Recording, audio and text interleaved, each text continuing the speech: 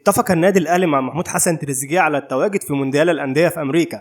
وقال الإعلامي محمد الليثي في تصريحات إذاعية عبر أون تايم سبورت اف ام: لدي معلومة بشأن اتفاق النادي الأهلي مع محمود حسن تريزيجيه نجم منتخب مصر على التواجد ضمن صفوفه في الانتقالات الصيفية المقبلة. وأضاف محمد الليثي وقال: الأهلي سوف يسعى لخطوة ضم محمود حسن تريزيجيه للتواجد ضمن قائمة الفريق الأحمر من أجل خوض منافسات كأس العالم للأندية في الولايات المتحدة الأمريكية. وتابع: محمود حسن تريزيجيه على رأس الصفقات التي يرصدها النادي الأهلي لتدعيم صفوفه بشكل مميز في فترة مونديال الأندية في ظل خبراته وإمكانيات اللاعب المميزة.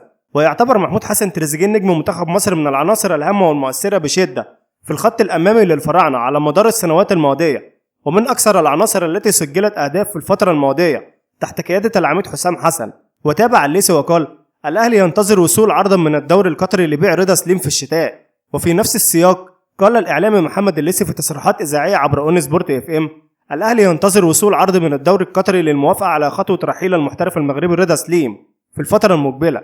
واختتم الليثي وقال: رضا سليم ليس من العناصر المقنعة لدى السويسري مارسيل كولر المدير الفني، وهناك أنباء عن وجود ترقب لوصول عرض من الدوري القطري لبحث رحيله عن الفريق في فترة الانتقالات الشتوية القادمة. ويعاني رضا سليم من بعض الأزمات الفنية، حيث ينتقد السويسري مارسيل كولر المدير الفني للفريق، وذلك بسبب عدم القيام بالأدوار الدفاعية مع الفريق. ويرغب مارسيل كولر في رحيل المحترف المغربي رضا سليم عن القلعة الحمراء، وذلك من أجل ضم صفقة جديدة قوية لتدعيم الخط الأمامي، خاصة أن النجم المغربي ليس من العناصر الأساسية. في النهاية، لو عجبك الفيديو ما تنساش تعمل لايك وكومنت وتشترك في القناة حتى يصلك كل ما هو جديد وحصري.